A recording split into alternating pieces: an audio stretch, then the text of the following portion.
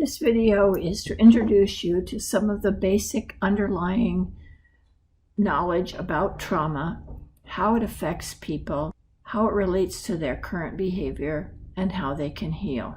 This video is based on the Risking Connection training curriculum, which founded on the Risking Connection training manual written by Kay Sock-Whitney, Lori Perlman, Sarah Gamble, and Beth Tabor-Lev, and published by the Sidran Institute. In order to discuss trauma, we need to have a definition. And our definition is that trauma is a unique individual experience of an event or of an enduring condition which is so severe that it overwhelms the individual's coping mechanisms. The individual isn't able to integrate it into their life and into their story. They experience a threat to their life, to their bodily integrity, or to their sanity. Or they experience a threat to the life, integrity, or sanity of someone they love. A key part of this definition is that it is an individual that is experiencing this. We don't know how a given event will affect a given person unless we ask them. People react very differently to events. So it's not the event that is the trauma, it's the way the individual experienced it. The trauma-informed care movement came out of consumer advocacy. Consumers who are receiving treatment have stated, this treatment that you're doing for us isn't helping us. In fact, it's making us worse. So consumers rose up demanding less coercive, less shaming treatments. And out of that, the trauma-informed care movement arose. Empowerment and collaboration are key concepts in trauma-informed care. In some ways, this is just good care. You should probably work with anyone in a partnership way, in a respectful and mutual way. But this is especially important for trauma survivors because the essence of trauma is the lack of power. The person who's being beaten by their stepfather has no way to say, no, only beat me on Tuesdays and Thursdays, even though a person who is affected by a tornado has no power. Remember that the survivor has experienced a sense of powerlessness and smallness associated with a time of extreme pain. So whenever they feel out of control or powerless in the present, it brings back that vulnerability, that sense that they're going to be hurt. So naturally, survivors grow and change and heal best in treatment situations in which they're active participants. They have control over the decision making and their voice is listened to. I'm going to now teach you a framework about trauma, which will serve as a roadmap. It's important to have a roadmap in this treatment since the symptoms you might be treating might be very frightening or chaotic or hard to understand. If you have a roadmap, it will help you decide what to do next. Many of the people that we work with experienced quite a few kinds of trauma when they were growing up.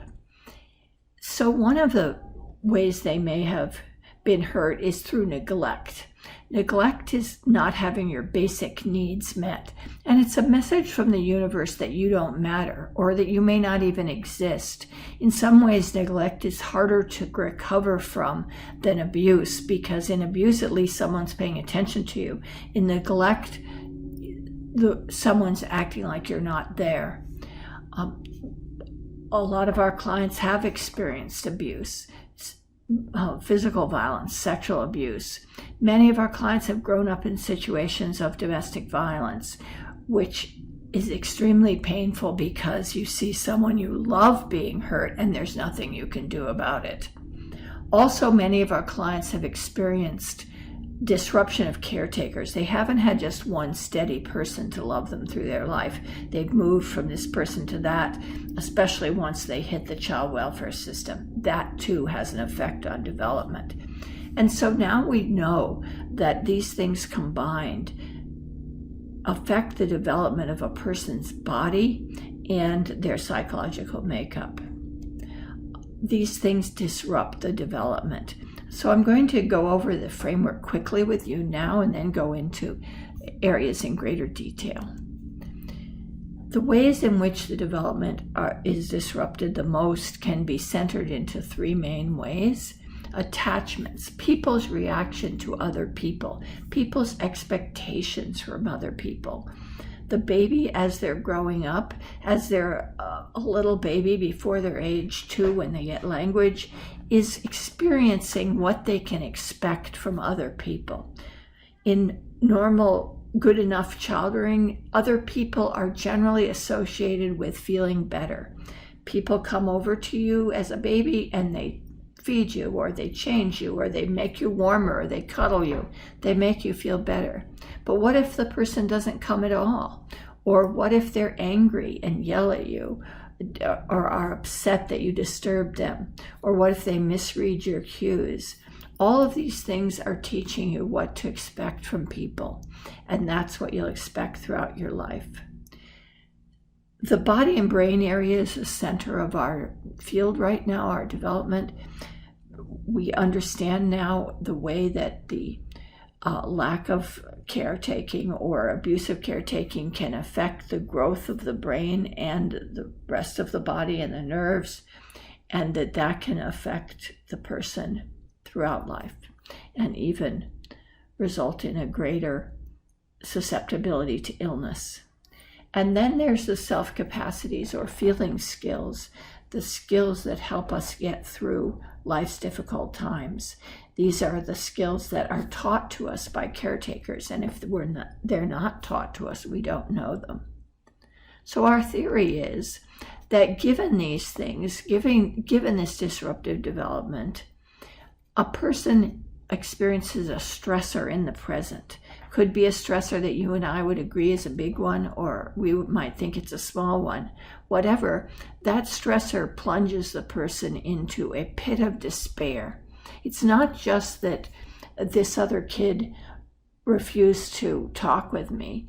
It's that I will never have any friends, and that's because I'm no good and a loser, and I'm a failure, and I will never be anywhere in life.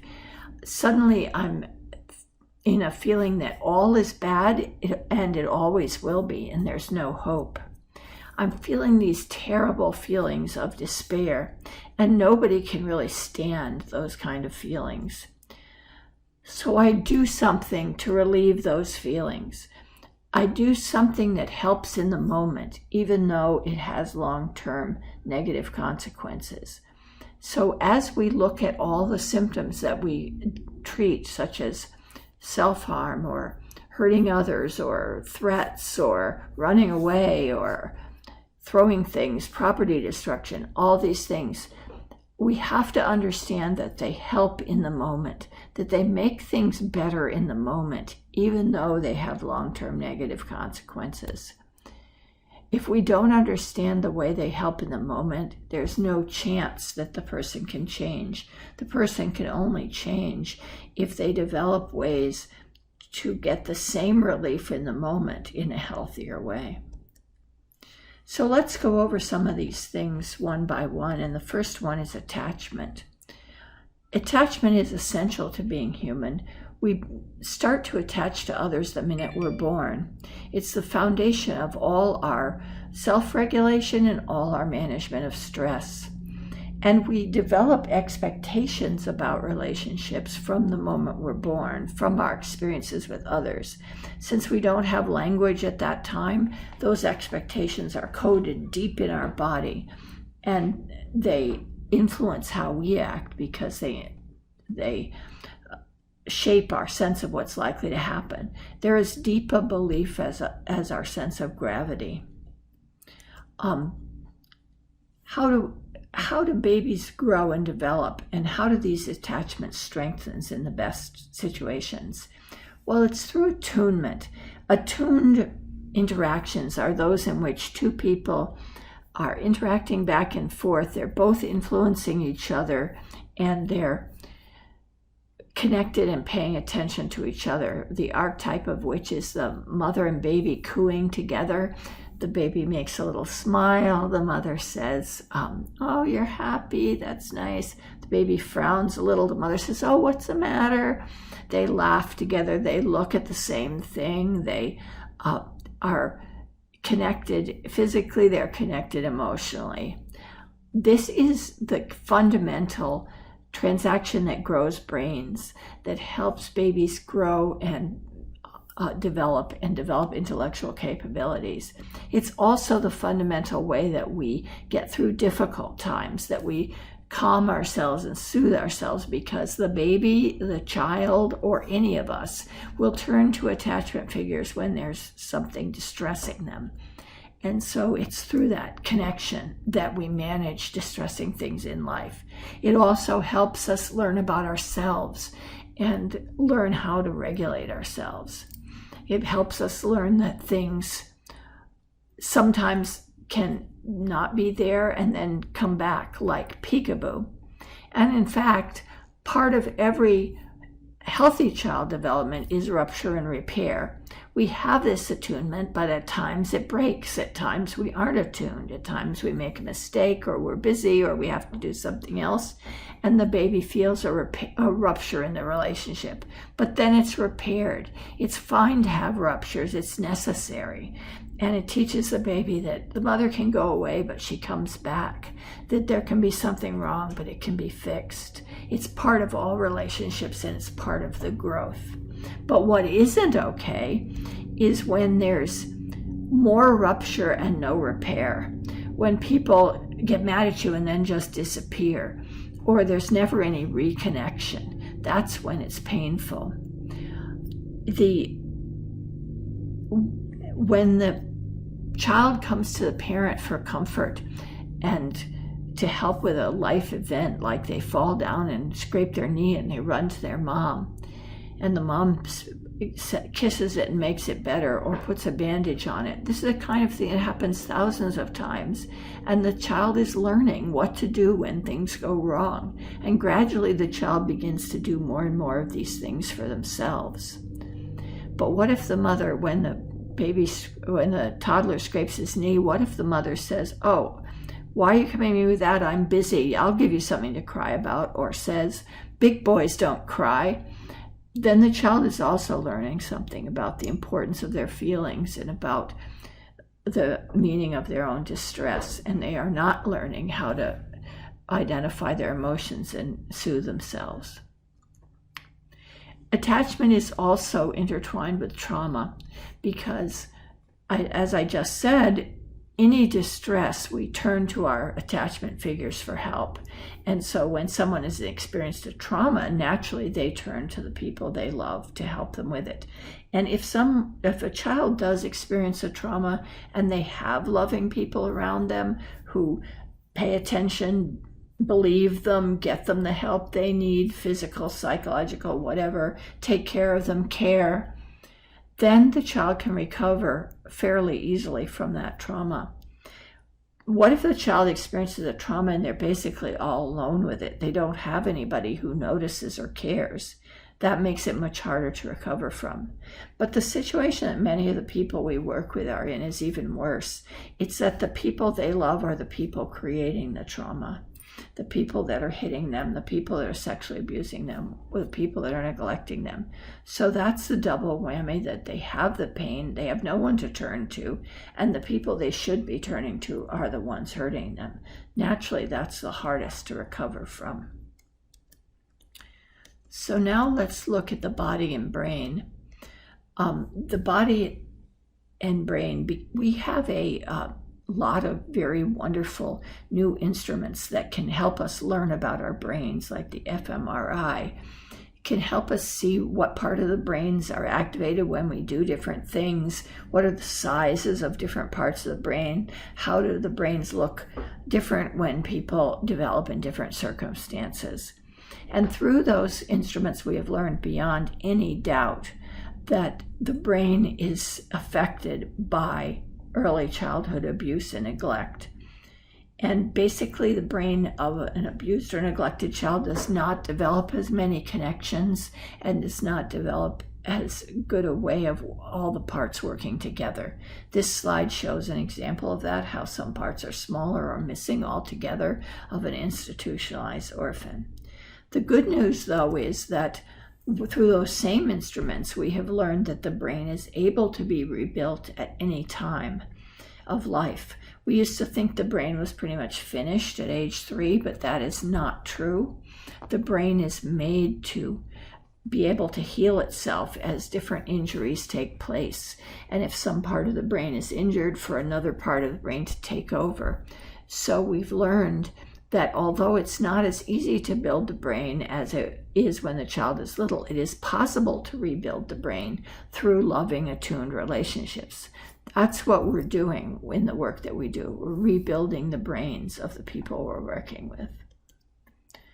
If we want to understand what happens to people who grow up in situations of danger, we have to understand the normal human danger response. The body is designed with wonderful abilities to manage danger and to keep us alive. If we see danger in our environment, the body very quickly prepares for us to have the maximum ability to fight that danger. We become extremely alert. We become focused. We don't notice what's around us. We only notice the danger and the safety. In order to give us as much resources as possible to handle this situation, the body stops non-essential functions like digesting, things we don't need at the moment. It also stops analytic thinking because we don't need to classify things and make plans for the future when we're in a danger situation. We just need to look at the immediate. So we stop the thinking function.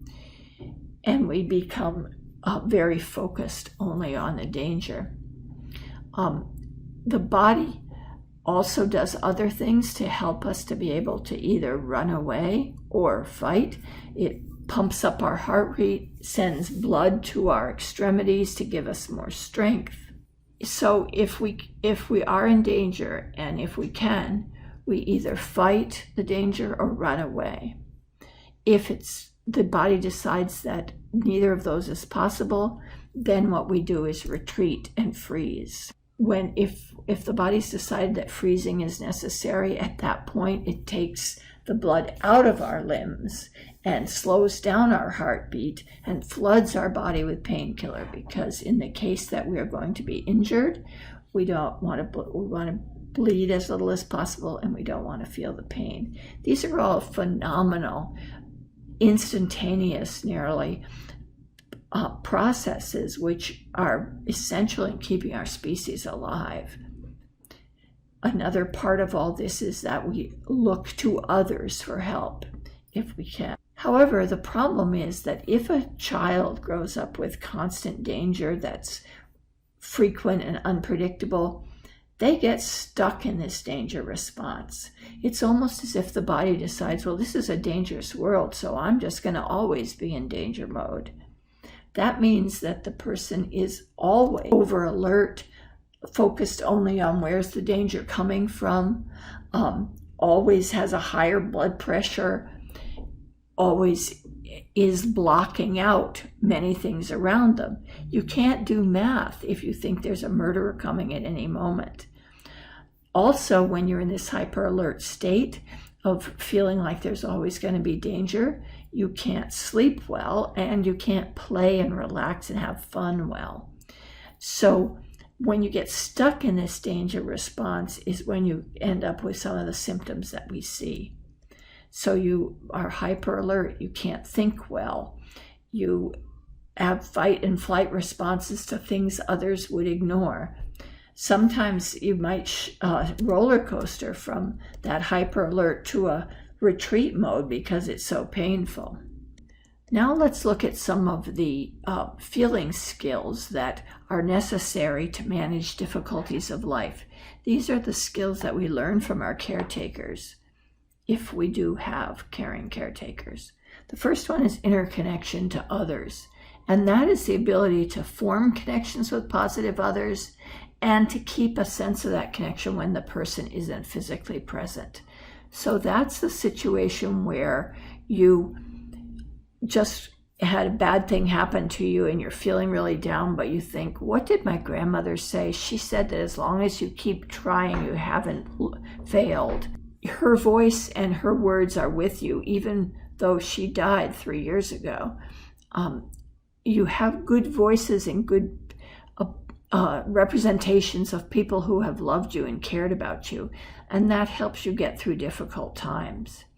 But imagine if you didn't have that, and you don't have that when you haven't had steady people that you can rely on who have been caring for you.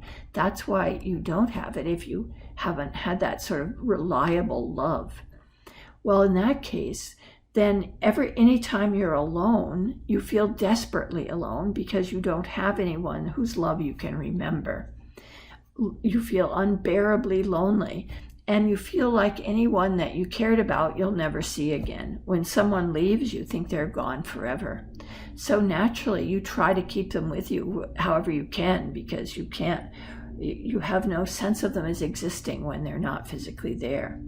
And you may have hostile, angry voices instead of kind and comforting ones. The voices might say things like, well, that you're a loser. That's the way you're always going to be. You're never going to succeed. This is the person who is in a program, and when their favorite staff is leaving for the weekend, they have an outburst and a tantrum in order to keep that person there because they can't believe that person's ever going to come back. Similarly, the person might stay in a dangerous relationship or an unhealthy relationship just to not be alone, because being alone is so scary. If you have an inner connection, if you have those kind voices of people in your mind, you can soothe yourself when you're alone. You can get comfort from them, remembering people who have loved you. You can use things like pictures to remind you of them, so you're not as desperately lonely. So that's inner connection, somewhat hard to grasp, but very important. Then there's worthy of life, which means that not just that you have self-esteem, but that you think you're worth the air you breathe, that you deserve to be alive. Why would this be threatened? Well, it's because the people who experience trauma early in life are often stuck in a pit of shame. Now, shame is different from guilt. Guilt is when you feel like you're a worthwhile person, but you've done something wrong.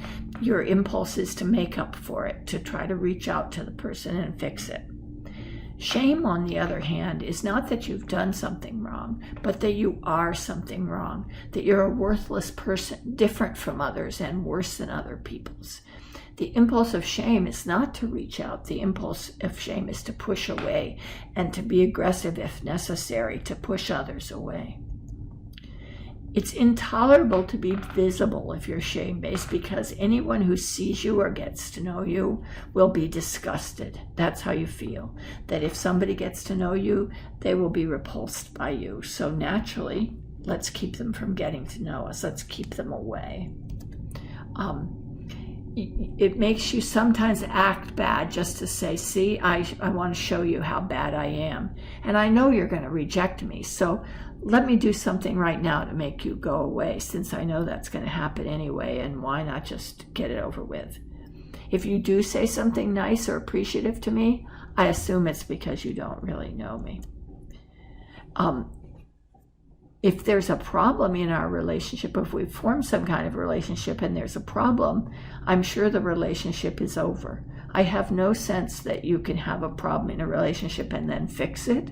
Instead, in my world, if I've done something wrong, probably you hate me forever. One other part of it is the sense of weakness. I've had the experience of weakness, and weakness has been associated with extreme pain. So I won't be weak. I instead will be aggressive, angry, in control in order to not be weak. And I may attack others who are weak. And I'm not going to have this taking responsibility for my actions that we always talk about. If you come to me and say, I want to talk about what happened in school today, I don't hear that as you made a mistake. I hear that as, once again, you're a worthless, useless, horrible person. So naturally, who wants to have that conversation? So I deflect it with anger or with blaming others. How can I heal from shame? By connection. If I trust you enough to let you see any part of me and you are not repulsed, that will be what will start gradually healing me. But it's so hard for me to do that when I'm sure that if I let you see me, you will be disgusted. That is why we work gently and caringly with people and hope that gradually they trust us enough to show us what they're ashamed about. And we have to be careful as treaters that we don't add to the shame, that we don't do things that are shaming, like having a board with a list of who's done things wrong in the last week or day. The next and last feeling skill is the huge one of feeling management. Feelings management is an important part of life, including several aspects such as identifying your feelings, having words for them, knowing what they feel like in your body, tolerating your feelings, being able to feel sad or scared or upset or disappointed without completely falling apart, modulating your feelings, knowing how to calm down once you've been upset, and integrating your feelings, learning from them, experiencing their wisdom. These are skills that children learn from their caretakers. They're not born with them. And they learn from what their caretakers say, such as, oh, you look like you're sad. Do you want some hot cocoa? Or, wow, you seem really agitated. Let's go for a quick walk. But they also learn from what their caretakers do and how their caretakers manage their own feelings. So we are now in the position, as we're working with somebody, to teach them these skills ourselves by what we say and by what we do. These feelings management skills are only taught and learned within relationships. So remember how lacking these self-capacities results in being plunged into intolerable feelings and needing to do something to get out of them. This leads to the core belief of trauma-informed care, which is that symptoms and behaviors are adaptations, that all the behaviors that we see make sense when you know the whole story, that everything that people do is the ways that they've learned to meet their needs and to solve problems, that they're ways that they've learned to survive. And they're also ways that help them in the moment now, that help them get out of horrible feelings and make the situation better. They help in the moment despite long-term negative consequences. And remember, we all have things that help in the moment and have negative long-term consequences, such as overeating or drinking or smoking or shopping, or we all do things that help in the moment and have long-term negative consequences. So here's a cartoon. Please, doc, nothing too aggressive. I'm kind of attached to my symptoms. We are all attached to our symptoms. If we can see behaviors this way, it's a strength-based approach. We understand that our clients learn these behaviors as a way to survive. It's a sign of strength that they found a way to manage an intolerable, painful, unfair situation. It helps us not to take what they're doing personally. It's not because they woke up and decided to make our lives miserable. It's because of what they've experienced. And it helps us in not blaming them or shaming them by lectures about what's wrong with their behaviors. Instead, we know that the path to improvement is through learning new skills and feeling safer, connected, and it creates a partnership between us and our clients, that we're both going to explore the symptom and learn together how it is helping them. And we do that by looking at patterns and by understanding when the person does this and how it helps them. And only then can we begin to talk about other ways that they could achieve those same aims in a healthier way. Because we understand that every moment they're doing the best they can. Given what they've learned, experienced, their skills, are doing the best they can. And our job is to help them learn new skills to be able to meet their same needs in a way that doesn't hurt others. So in summary, if we understand trauma and how it affects people, there's hope for trauma survivors, and there's hope for the help that we can give them. If we understand that their symptoms are adaptations and meeting a need, we can work with them as partners, respecting and admiring the way they've managed to survive intolerable situations and the way they've learned use their skills to manage current problems, even though they create more problems. We work as collaborators, appreciating their strength and offering skills and connections to help them grow into new methods. We can only do that if we form strong relationships. Relationships are the basis for any change that we're going to make. Clients were hurt within relationships. They're going to heal within relationships. When people feel that they have others that they can rely on to help them get through hard times, to help them calm down and manage those feelings, when people feel they can trust others, when we show them that there are trustworthy people in the world, that's when the symptoms and the crises will lessen. In order to do this, we have to be self-aware, and we have to pay attention to the way the work is affecting us. So we're going to look in other videos at vicarious traumatization and how the work affects us. If we can understand and accept this roadmap, it will help our work be more effective and more meaningful, both to the people we work with and to ourselves.